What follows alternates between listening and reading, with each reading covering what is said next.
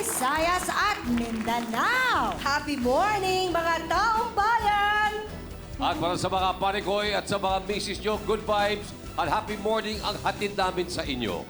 Good vibes. Naku, gusto ko yan. Gusto ko yan in the morning, good vibes. At ako rin, syempre, at may dala tayong good vibes and happiness sa mga nakatutok sa atin sa mga bahay-bahay. Mula simula hanggang sa matapos tayo every day dahil pwede silang manalo ng bonggang-bonggang prizes sa Face It, Win It promo natin. Wow! Yun na. Wow! Wow talaga. Wow, wow, Wow. wow. Okay, wow. Ang tawag dyan, everyday happiness. Correct! So, punta na ako sa mga taong bayan dito sa studio para sa mga opinion nila mamaya sa isyong haharapin natin ngayon. Thank you, dudes! And of Welcome. course, kapag may hinaharap na problema, nandito at lagi natin kasama ang mga maaasahang gabay ng taong bayan.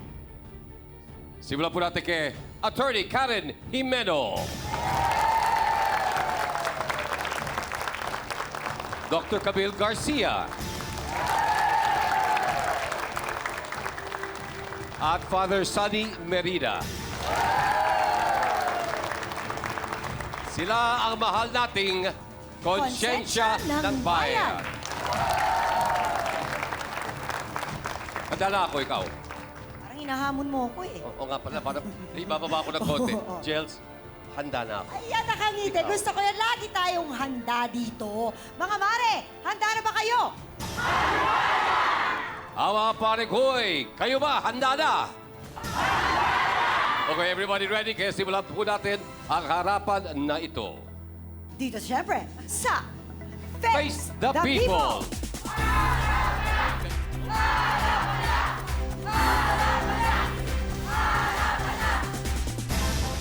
At ito ang ating mga issue ngayon. Buong angkan, galit na galit sa isang Becky.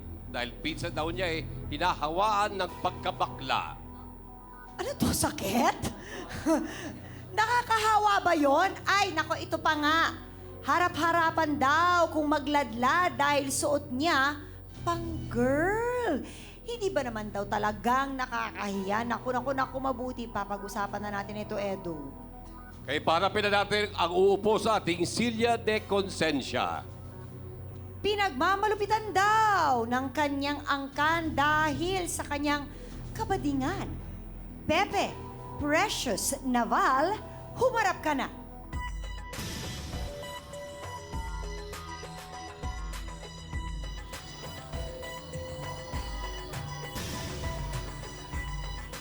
Okay, prangkahang tanong na to. Nasaan? Ha? Nasaan? Nasaan? Ayun na po, Andito, tuwa na po yung babae sa harap ninyo. Akala ko sabi niyo, Becky. Babae yan eh. Ay, ikaw ha? Pwede. O, prangkahang tanong, Precious. Huwag ka naman masyadong serious. Smile ka dyan. Ayan. Ang tanong ko salot ka nga ba sa iyong pamilya? Yun ang sabi nila, salot daw po ako. Kasi yung pagtanggap nila sa akin, ever since, hindi talaga. Tapos laging sinasabi sa akin, salot, wala daw kapatid na bakla, ayaw nila. Ayaw akong tanggap na gano'n. Alam mo, parang may napapansin ako na ano nangyari sa right eye mo.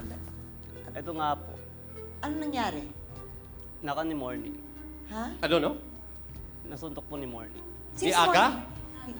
Hindi si Morning Aga Mulak. Sino ba si Morning? Kapatid ko po. Ah, kapatid. So hindi makeup yan. Hindi. Pasa. Ilan taon ka na?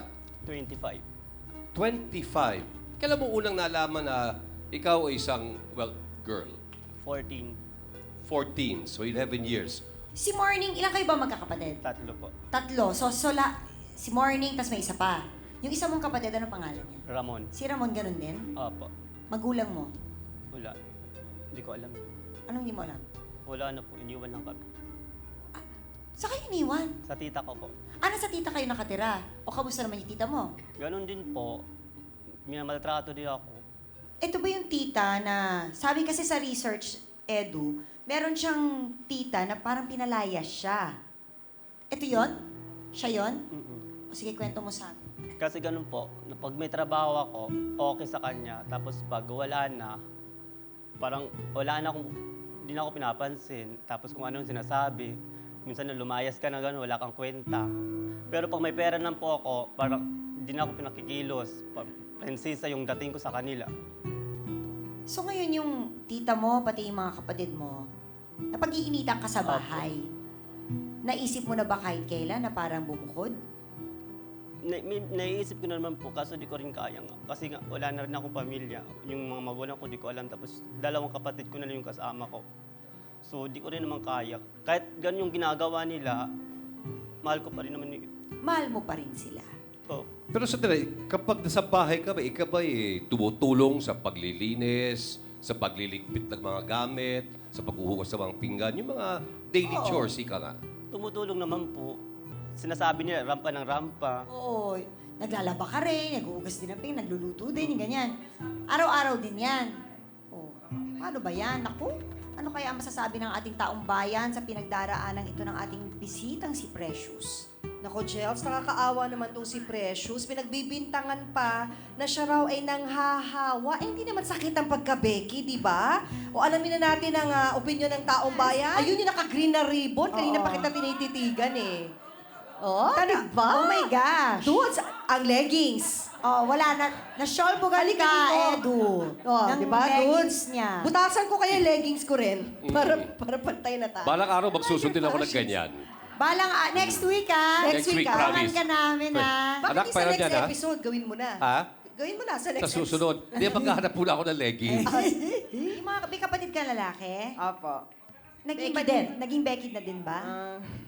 Sabi po, nahawa rin daw po sa akin. Pero hindi naman totoo yun kasi. Yung papa mo naawa sa'yo? Hindi, yung mga kapatid.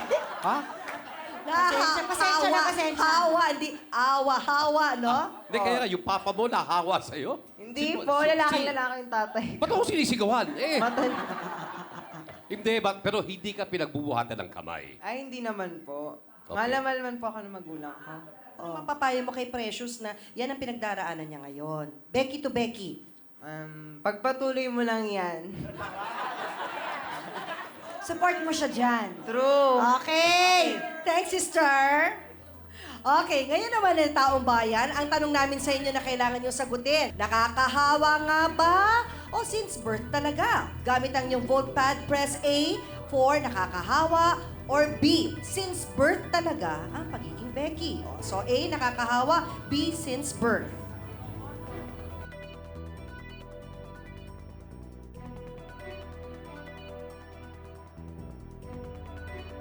At ito ang sabi ng taong bayan. Tignan ko nga.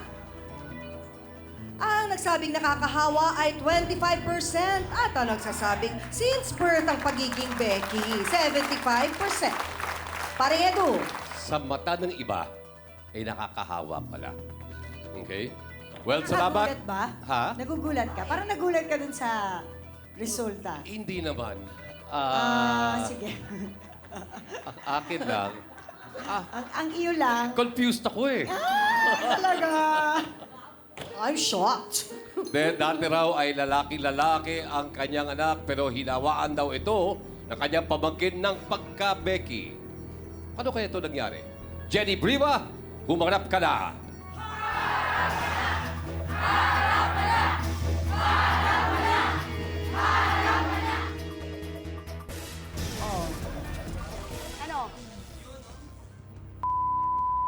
Bakit kasalanan ko ba yon? Prangkahang tanong, Jenny. Di kaya dati nang malambot ang anak mo? Hindi. At lumabas ito nung naging close lang sila ni Precious? Hindi. Hindi. 15 anyos lang yan. Ano yan? Lalaking lalaki. Nag-aaral yan eh. Lalaking lalaki daw! Ang anak niya! Anong nangyari? Bakit nag-iba ang ihip ng hangin? Naku, Dahil alamin baklang natin ang yan. sagot ni Jenny Hindi sa ko kasalanan pagbabalik yun. ng Bakla na Face talaga the anak ko. People. Hindi mo lang alam. Oh, ewan ko sa'yo. Sabi ko naman sa kanya kung ano nararamdaman mo. talaga Push sa'yo. mo lang yan. Don't be Push! afraid. Tingnan mo naman ang titig ni Edu.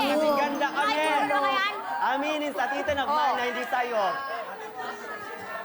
O, tama ba yan? Di mo lalaki nilang lalaki na Tingnan mga mo sa tita nagmahal na hindi Edu! sa'yo. mga nagsusuot ang mga Oh, maskara. sorry. What's up? Na ano? What's up, boss? Okay. Maganda siya. Ano kayo mga kapatid? Kunin mo na lahat. Wala ka titira sa akin. Kasi yung lola nyo. Lalaking lalaki daw ang anak nitong si Jenny. Eh kung ganoon, ba't anong nangyari? Kasasama sa kanya. Ako pa? Kasasama sa Oo. kanya. Nag-aaral, tapos nasama niya kung saan-saan. Tapos Kasakay pag din ganon, yung mga hindi kapatid yung niya totoo, nasa no? layasan. Oh. Alam ka Saan, talaga saan? bakla na hindi mo Jenny, lang saan alam. isinasama ang iyong mga Nasa anak? inuman, kung saan-saan na pumupunta. Ano ba tong anak mo? Ngayon, 20 na siya eh. Pero nung nag-umpisa yung pagsasama doon, Ano siya, nasa 15 anyos ang anak uy, ko. illegal pa uminom. Sabi niya, kapag may kita siya, pag may trabaho siya, Yun okay yun. lang. Okay Pero siya. kapag wala Mukha siyang kasing trabaho, pera. walang pera, ganyan daw ang inaasta mo sa kanya. Di ba? Sige, Totoo naman. liwanagan mo. Bakit hindi? Oh, aminin mo alam na mo kasi bakit? totoo naman. Kasi nag-aaral kayo, noon di kayo nag-aaral. Hirap na hirap kami ng nawalan yon sa pagpaaral sa inyo. Anong gusto nyo? Ang dami ko na rin anak. Anong gusto nyo? Isusubo ko na, ipapakain ko pa rin sa inyo. Tumutulong naman kaya ako, di ba? Oh. Dapat lang Pag kayo nagtatrabaho ako, tumulong. yung pera ko kinukuha mo. May bata pa lang kayo, pinaghihirapan ko na rin kayo. Eh, syempre, may asawa at may anak na rin ako. Anong gusto nyo? Ang lalaking nyo, ang laking mubulas mo. Tama mo, pas naging bakla ka. Ha? Ganun ba yun? Mother, nagre-react! Nagre-react yung nasa likod mo. Ingat ka. Kung naging lalaki yan, sa lahat ng Ouch trabaho daw. niya, may mararating yan. Eh ano? Pag bakla, Kaya wala nga, siyang wala akong mararating. Ano nararating eh. mararating niya? Eh, Wala paano akong sinabi siya marating. nasa layasan? Dahil yung pera ko kinukuha Okay, mo okay. lahat. Sandali lang. Pero bakit mo siya tinatawag na salot? Hindi siya mag-isalot. Eh, pag pumupunta, makikita mo sa labasan, laging may mga kasamang mga lalaki. Kung sino-sino na. Nasa labas na, may kasama ng lalaki, salot na. Hating gawin, makikita mo, may bibili. Tapos darating ang mga kapatid galing sa construction worker, may makikita, nakatuma doon sa labasan, may mga kasamang lalaki. So okay. Bakit Ito hindi yung, maiinis sa kanya? ito yung nakikita At lang least niya. sa oras ng pahingaan, nasa labas na pa rin sila. Bit-bit niya yung anak ng lalaki. Yung anak ng naging bakla na rin. Jenny, nung napansin mo may mga ipinapakitang senyales ang iyong anak na may kalambutan, yan ba hinarap mo, kinausap mo? Kinausap ko siya, sabi ko, ano ba yan? Gagaya ka pa sa pinsan mo. Ano na gusto mo mangyari sa buhay mo? Ganyan na rin. Ilan taon ba yung anak mo nung una mo siyang kinausap? 15 anyos. 15. So siya ba'y nakapagtapos man lang ng high school? Hindi. Bakit? Bakit po? Tapos lagi sila nasa layasan eh. Hindi, pero hindi kaya dapat responsibilidad mo rin na huwag siyang palabasin ng bahay Yun nga. kapag hindi siya nag-aaral at hindi pumapasok sa eskwela. Tapos sabi niya, sinama ako ni Pipi. Baklan to, wala nang alam kung di yayain ka na yayain. Sige, explain mo naman yan. Yung pati pagpasok sa eskwela, napapabayaan ng pinsan mo. Hindi naman totoo yun eh. Kasi malupit din talaga siya eh. Pati mga anak niya malupit. Mga malas kayo ganon. Mamatay na kayo. Yung sinasabi niya. Di ba? Kasi ginagawa nyo. Kung hindi nyo ginagawa, Ano bakit ba kayo ginagawa? magsasabihan nyo? Yung Dahil- kailangan nyo uminom, kailangan nyo takasan ako sa bahay, alam nyo maraming gawain, Takasan, hindi nagtitinda totoo pa ako. yun. Dapat Bago lang kami po umalis, tumulong kayo sa ginagawa akin. namin yung mga gawing Dahil bahay, alam no? nyo bakit ang dami nyo. Di ba? Kalidit ng bahay natin, Eh, ang dami bakit nyo yung mga hanggang kapatid labas, ko na, nagpupulong katulong din tayo, naman di sa ba? iyo yun ah. Oh. Precious, ikaw ba nakapagtapos ka? Hindi po. Gustuin ko man mag-aral, wala. Mahirap. Mag-aaral ako ito naman mukhang pera. Useless. Mag-aaral ka pa, yung pera mo ibigay mo sa akin. Ganon. So ano ba ang siste doon sa bahay ninyo? Yung bahay namin maliit. Kung ako tapos yung parang ayoko nang uwi. yung bahay nga namin maliit. Minsan Kaya nga siguro, pinapatulog sa labas. kaya ito ang dahilan kung bakit palaging umaalis itong anak mo at saka si Precious. Siguro kasi kahit ako man, kung pag-uwi ko ng bahay, sermon at talak, medyo mas gugustuhin ko nga umalis na lang muna. Noon, Wala kasi po. nagtitinda ako lagi sa Quezon City Market. Nagtitinda Masakit ako. lang sa Pagdating tainga, ko ng ganun, bahay, ang talo kalat kayong pa drum. rin, Tapos wala pa rin sila. Tulog ng Sabi ko, tulog. ano ba yan? Kahit wala namang ginagawa.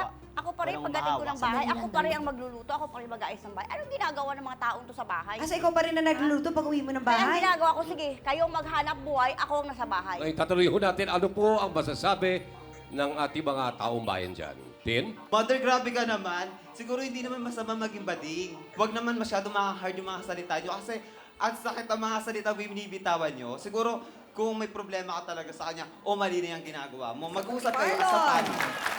O, taong bayan, tayo po ay magbotohan. Okay? Ito ang tanong. Pagka Becky, nakakahawa nga ba? O since birth talaga, gamit ang inyong vote pad. Press A kung sa tingin nyo nakakahawa. Or B, since birth talaga. Kanina, 25% ang naniniwalang nakakahawa. Tingnan nga Nakakahawa natin talaga. kung Dahil pati yung anak magbabago ko, 11 tumayo. years old, nahawa niya.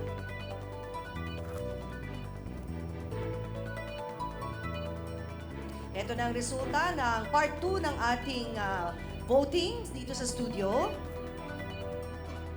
16% ang nagsabing nakakahawa. Pare ko'y dudes, bumaba na. At 84% ang nagsasabing since birth ang pagka-Becky.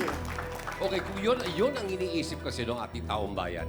Jen, nung yung anak ko bago nag-15 at kinausap ko, meron ba siyang ipinakita na unti-unti?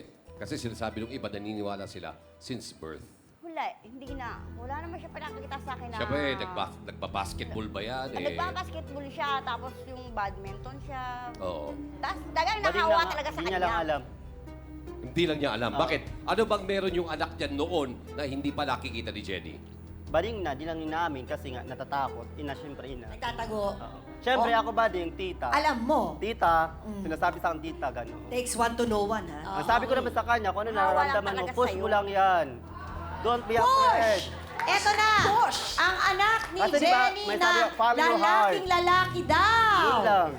Lalaking lalaki ang itsura. Ngayon, lalaki na rin daw ang type. Sige nga, alika na nga. Tawagin na natin si John Paul Casey Briva. Humarap ka na. Oh, yan. Tatulad. Babae ba yan? Oh. Ano yung mga itsura ng food niyan? Oh. Hindi ba naman naawa sa kanya yan? Ano yung mga itsura niyan? Tinititigan ka ni Laki ng Edu. lalaki nilang Ano ba, dalawa, oh. ganda oh. Tingnan mo naman ang tintig ni Edu. Kasi ganda Mga kami. itsura ko yan. Aminin sa tita na na hindi sa'yo. O, tama ba yan? Di mo lalaki nilang lalaki. Tingnan mo sa Dude! tita na hindi Edu! sa'yo. Mga nagsusuot ng mga Oh, maskara. sorry. What's up? Na ano? What's up, boss? Okay, okay. Maganda siya. Ay!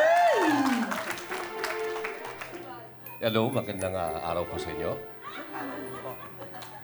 Uy, first time daw siyang nag-dress, Edu. First time? First time daw niya nag-dress talaga. Okay, sorry. Si Precious, ilang taon ka ba nung nagsimula kang magbihis babae? 16. Inauli pa ako ng kapatid ko. Binatukan ako nung pak. Pak ba bakla? 16. Casey, ikaw, Gano'n? first time mo Naglakad ito. yun. First time po. Sa publiko. Pangalan. Pero sa bahay, Hindi po. Short lang. shorts lang. Apo. Bakit hindi ka makapagbihis babae sa bahay pero sa publiko nagbibihis babae ka? Gusto ko po kasi ipakita sa nanay ko kung ano po ako ngayon eh. So ngayon ka lang nakitang nakabistita? Apo, ngayon lang po. Ikaw, hindi na kayo nahiya sa mga sarili nyo. Alam nyo ba yon? Anong nararamdaman mo ngayon, Jen? Ha? Sarap mong bugbugay, alam mo ba? Paguntugin ko kaya kayong dalawa. Okay. Para kumalma muna si Jenny, talagang nagiinit ang usapan. Ano to, hawaan lang ba talaga? Nahawa lang ba talaga? Tamo, ang lakas ng hawa Itong si sa'yo. Casey kay Precious o talagang simulat sa Paul ay Becky talaga siya. Kakausapin natin siya sa pagbabalik ng Face the People.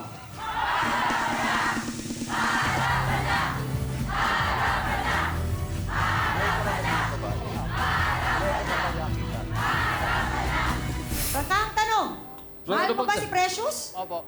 Bakit mo nasabing mahal mo si Precious? Parang sa kanya ko po nakita yung gusto ko sa mga babae. Kaya siya na po.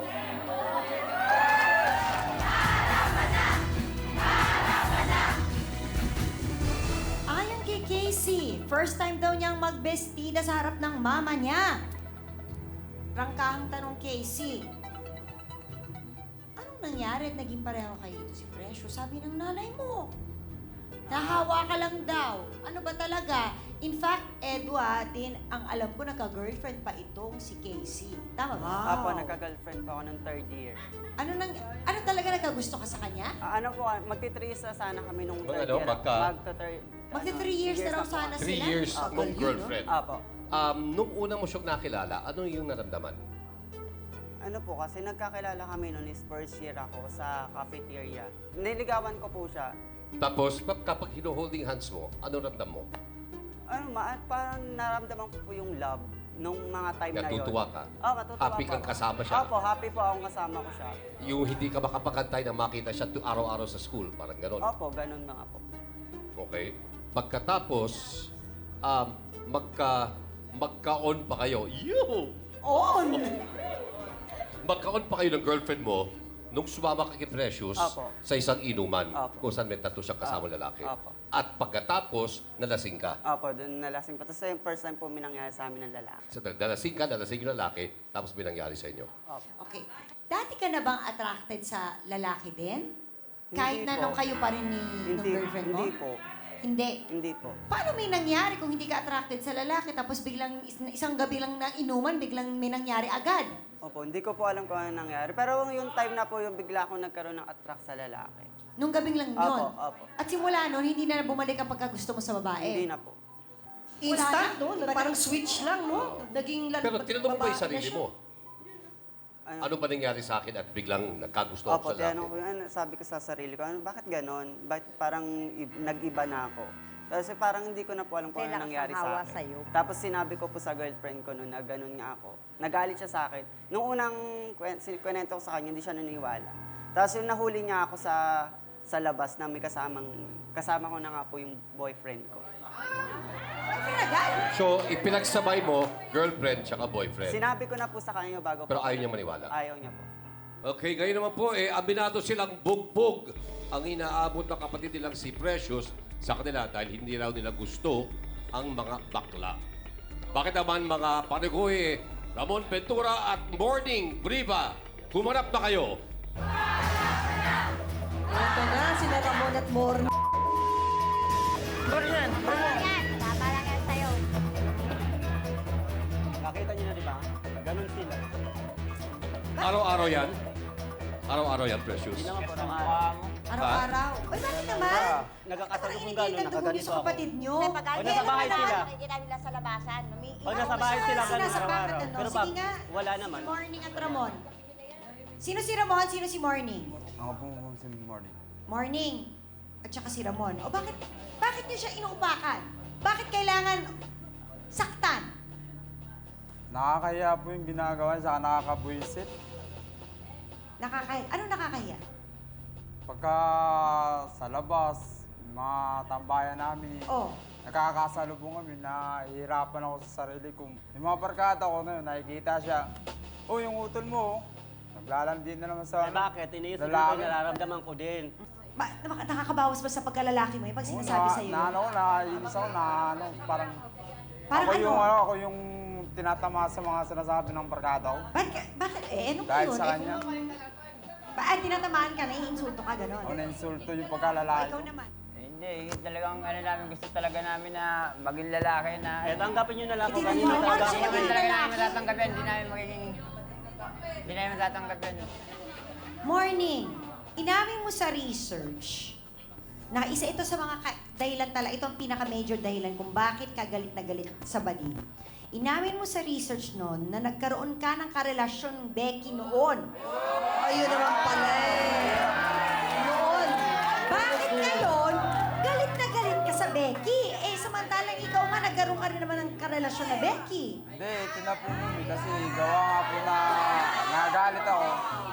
Dahil, kumbaga nakikita ko sa, yung ginagawa ko sa bakla, parang nakikita ko sa Ayun, kanya so natatakot ka na Oo baka nga. gawin sa kapatid mo yung ginagawa mo noon dun sa Opo, Becky. yun nga po eh. Ngayon na...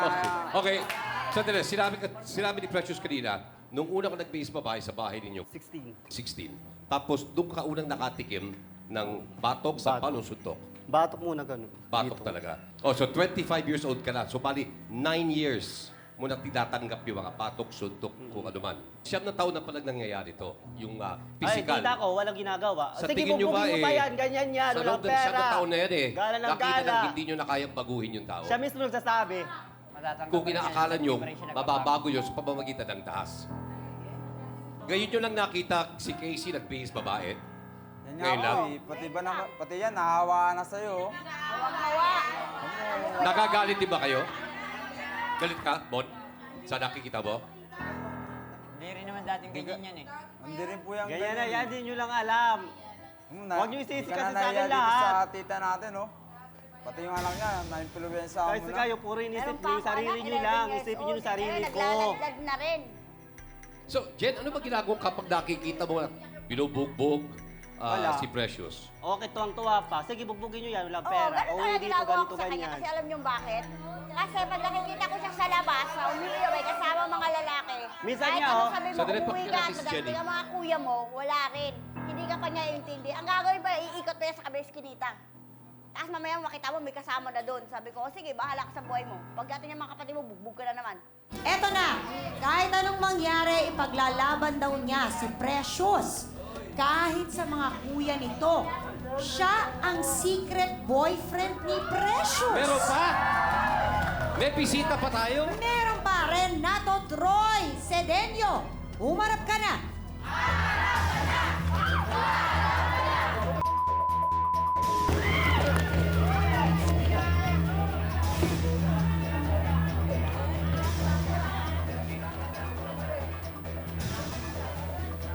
Ano? Prakang tanong. Mahal mo ba si Precious? Opo. Ilang taon ka na? Kailangan mo lang yan. Perahan mo lang yung kapatid namin. 18. Bakit mo nasabing mahal mo si Precious? Kasi po siya lang po yung nag-alaga sa akin pagka may sakit. Kala ko, pinagpiperahan mo lang. Okay, okay. Yan, Okay, pupunta tayo sige, dyan. tanongin Pupunta natin. tayo dyan. Pupunta tayo dyan. Ah, Parang sa kanya ko po nakita yung gusto ko sa mga babae. Kaya siya na po. sorry, follow up lang ha. Bago dumating si Precious sa buhay mo, nagkaroon ka na ba ng ibang girlfriend? Meron po, kaso hindi rin po lahat nagtagal. Ikaw ba nag-aaral ngayon? Hindi na po. Ba't hindi ka na nag-aaral? Nahinto po ako kasi wala na po tatay ko eh. Bali nanay ko na lang po nagtatrabaho. Yun. Bali ako po, naiiwan po sa bahay, nag-aalaga po ng mga kapatid ko. Kasi kung 18 ka, 25 ka Precious, dapat din siguro kahit papano ni-influensyahan mo si Troy na pilitin niyang tapusin ang kanyang pag-aaral. Di ba? Nagsagano na. Magkaroon ng magandang kinabukasan. Ang gusto ko rin malaman, so ikaw, si Precious ba, binibigyan ka rin? Kasi hindi ka nag-aaral, nasa bahay ka lang. So, paano ka sa pang-araw-araw? So totoo kasi po, binibigyan po ako ni Precious pero hindi ko po tiyatanggap kasi may binibigay po sa aking allowance ng nanay ko. Ayun pong ginagamit kong Perahan mo panggastos. lang. So, hindi pera niya ang habol mo. Tinatanggap Perang mo, habol. Ito kasing si Morning, nagkaroon ng relasyon, no? Na Sa kanya, sa yung isang Becky, katibukang kasi pera. nangyari, pinaperahan siya ng Becky. So, hindi pala lahat ng ganun lalaki nangyari. katulad mo. Katulad mo, di ba? Morning. So, yun nga na kinakatakot nitong dalawang kuya. Ayaw nila makipagrelasyon sa isang lalaki, itong kapatid nilang si Casey, dahil baka perahan nga si Casey, tulad na nangyari nga sa kanya. Ito na. Sige. Yung Doktora, salita mo. ito ang pinaka gusto kong malaman. Nakakahawa ba talaga ang pagiging Becky? Okay, unang-una, no, nung mga 1980s, talagang nakasama pa sa DSM, yung Diagnostic Statistics Manual, na ang homosexuality can be considered as a disease. Pero noong 1984 na nirevise ang DSM-3, sinabi doon na hindi siya nakakahawa at hindi siya sakit. However, meron tayong tinatawag pagdating sa homosexuality, yung ego dystonic at saka ego syntonic. Ano yun? Na pag tinanong mo isang Becky, kailan mo naramdaman na parang babae ka? Hindi pinagsasabi yung ano yung pagiging Becky, yung pagiging babae mo. Sasabihin, alam mo, 4 years old pa lang ako, ma'am. Naghahawak na ako ng manika, ganon. So yun tinatawag na ego syntonic, and they are tantamount to saying na yun yung magka-cross-dresser, magiging transgender o maging transsexual. Yung isa naman yung tinatawag na ego dystonic na kampante sila sa pagiging Becky lang. Okay na sa kanila na gano'n. Pagdating lang sa preference at saka sa orientation, yun lang. Pero hindi sila aabot sa punto na magka-cross-dressing sila or ano. Ito, maaring naging latent dahil kasi nasusuppress. Pero eventually, lalabas na yung suppression na yun, ito. All the time pala, ganito Lalo ako. palang nasosuppress, naging mas latent. Oo, ganyan. kasi pag naging latent, mas confused. Kaya tingnan nyo, pag sa kanya, nung nangyari dito kay Casey, di ba sabi niya, isang araw About lang face? tapos na, ganun. Ay, hindi. Proseso siya. Kaya lang ang nangyari, sa sobrang bilis nung pangyayari na may pressure ka agad na natanggap dun sa situation, agad na experience niya yun. Thank you, Doktora. Nalaman na natin ang kwento ni Precious, pati na rin ang kay Casey. Ngayon naman, ibibigay natin sa kanila ang pagkakataong makaharap at makausap ng masinsinan ang ating konsensya ng bayan.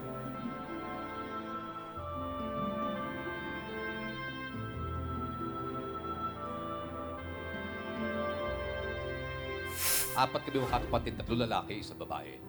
Yung 3 lalaki, pagkatapos namin mag-high school, lahat kami pinalis ng apat eh. Kaya lahat kami magkakapatid naging sundalo. Napakahirap mabuhay sa isang ganong klaseng lugar. So kung meron isang matinding emosyon na umiiral, parang nakakahawa. So kailangan talaga ng konting espasyo, bigyan ng konting Palagay ko ang linalabas mo, kaya mo siya binubugbog, yung inis mo na inaasar ka ng mga kasama mo. Hindi ba't dapat ang awayin mo yung mga kasama mo? Oo. Dapat turuan mo Bilang rin sila na pagsuporta tanggapin yung at kapatid mo. depensa sa kapatid niyo. Bakit ba? Miyembro ng inyong pamilya. Nabawasan ba ang pagiging kapatid niya nang isa'y maging beke? O nabawasan ba ang pagiging tao niyo dahil may kapatid kayong beke? Siguro pwede din naman, Tita Jenny, talagang tulungan mo rin yung dalawang kapatid dito ni Precious na maintindihan nila at maunawaan.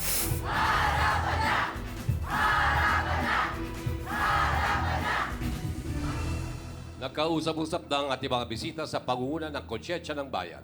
At narito naman po ang final advice mula pa rin sa ating Konsensya ng Bayan, Attorney Karen. Ang sinasabi ko lang dito, mag-anak kayo, pamilya kayo, dapat sa inyo mismo ayusin nyo muna. Dahil paano kayo magsasama kung araw-araw nyo siyang sasaktan?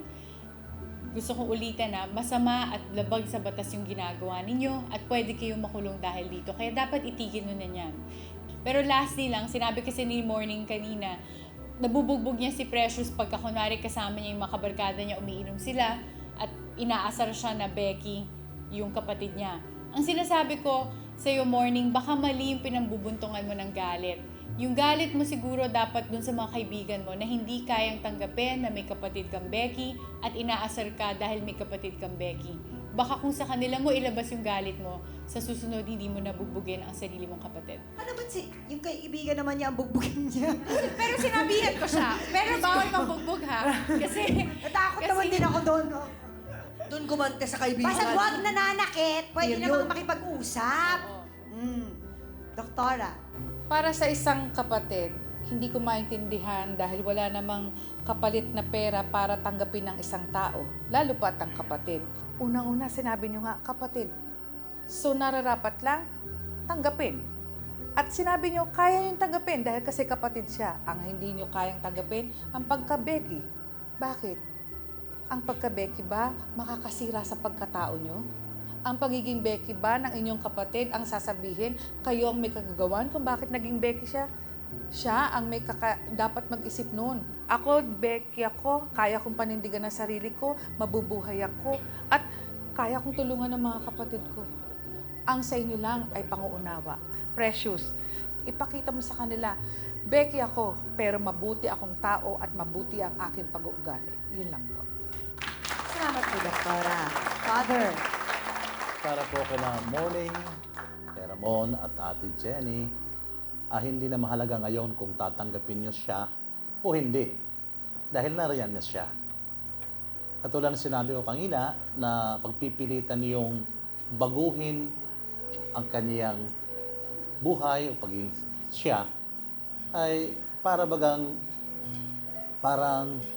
pinupukpok nyo ang isang lumang pako. Na kapag habang siya'y pinupukpunat na may kalawang na, ay mapuputol na yon. Ganon din ang buhay ni Precious. Na pagpipilitan nyo, pukpukin nyo, suntukin nyo, saktan nyo siya upang siya'y magbago, ay hindi na mangyayari yon. Dahil po, mag-breakdown po siya katulad ng isang pako. At para naman sa iyo, Precious, at kay Casey, hindi naman kayo hinuhusgahan o kinokondina ng ating simbahan o sino man. Ang dapat lamang na maging matuwid kayo at malayo kayo sa kasalanan. Yan lamang. Kung ano ang damdamin mo, ipagpatuloy mo, pero ilayo mo ang sarili mo sa kapahamakan o anumang kasalanan. Yan lang po. Salamat po, Father. Para sa akin, siguro talagang nasabi na ng ating konsensya ng bayan ang importansya ng matanggap nyo ang inyong kapatid, ang inyong pamangkin. Para sa'yo, Precious, feeling ko kasi parang mahirap din para sa iyong pamilya na matanggap ang iyong pagiging Becky. Wala namang masama talaga. Kaya lang, kung ang nakikita nila ay di ka nakakatulong, nag-iinuman. So, syempre, parang kahit sila, kahit gustuhin man nila, nawawalan sila ng gana. Parang ikaw, nawalan ka ng gana magtrabaho kasi ganun din ang nakita nila sa'yo. So siguro parang hindi lang sila ang dapat tumanggap. Hindi lang sila ang dapat respeto sa'yo. Bigyan mo rin sila ng respeto. Kasi pag sinimulan mo, susunod din sila eh. Pag sinimulan nyo, susunod din siya. So everything will fall into place. Dahil ang mananaig, yung pagmamahalan ninyo bilang pamilya. Ngayong akin naman, alam mo, babagkitin ko yung tatay ko dito eh. 4 kami magkakapatid, 3 lalaki, 1 babae. Yung 3 lalaki, pagkatapos namin mag-high school, lahat kami pinalis ng airport eh. Lahat kami magkakapatid naging sundalo. So, pagkatapos ng pagsusundalo, tsaka kami bumalik sa Pilipinas. Kinausap ko si Casey eh. Si Jenny may 5, may 6, may 7 years old, may 9, may 10, may 13. Tapos andyan si Mon, tsaka si Morning, si Jenny, si Casey. 11 lahat-lahat. Napakahirap mabuhay sa isang ganong klaseng lugar. So kung meron isang matinding emosyon na umiiral sa bahay, parang nakakahawa. So kailangan talaga ng konting espasyo, bigyan ng konting laya. Dan sa ganon, magkaroon ng pagkakataon, kumalma, makapag-isip-isip. Because biro mo, makakatibong, hindi lalayo sa'yo eh. Ganun lang. Kaya ko nabanggit yung sa aming makakapatid. Kasi, 11 yan. Sa halip na ang pagtutuunan ng pansin, ang pagiging Becky ni Casey o ni Precious, sana pag-usapan nyo na lang bilang isang pamilya, tanggapin nyo, isang pamilya kayo eh. Lahat kayo may kanya-kanyang dapat gawin. Yun ay makapaganap ng magandang trabaho para tulungan muna yung mga batang maliliit nang gumanda ng mga kanilang kalalakihan. So, yun para sa akin ang mga mas importanteng bagay na huwag muna natin isipin yung ating mga sarili. Kundi may mga 6 na batang nag-aantay at naghahanap ng pagmamahal at ng pag-aaruga. Yun lang po. Salamat, Edu and Jelly. At dito naman sa Face the People, kami po ay tutulong sa abot naming makakaya kung kakailanganin ni Precious din ng tulong para din siya ay makausad sa buhay. Tandaan po natin tama si Jelly, agree ako si Jelly, wala yan sa kasarian, wala yan sa preference, nasa pagkatao yan. At sana kayong dalawa, magbago na kayo ha. Pakita nyo na mas tunay na lalaki kayo kung di nyo dadaanin sa kamao, sa pambubugbog. Kundi yung kamay na yan, yung mga braso na yan, gamitin nyo para yakapin si Precious at si Casey. Diba?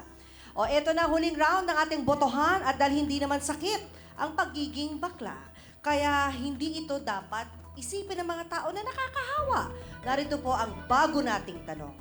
Pamilya ni Precious, dapat na bang tanggapin ang pagkatao niya? Gamit ang inyong vote pad, press A for oo naman. Or B, hindi pa din.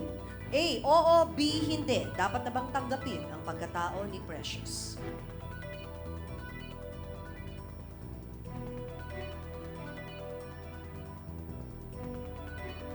Eto na nga sabi ng taong bayan dito sa studio. Sa huling round ng ating botohan. Oo naman. Patawarin tanggapin ang pagkatao ni Casey. Yan ang sabi ng 87%. Aba naman, meron pang 13% ah. Sino yung 13%? Sino naman kay 13% na sinasabing hindi dapat tanggapin ang pagkatao ni Precious? Ito, siya. Talagang, si Marlon talaga. Precious, it's time to face the people.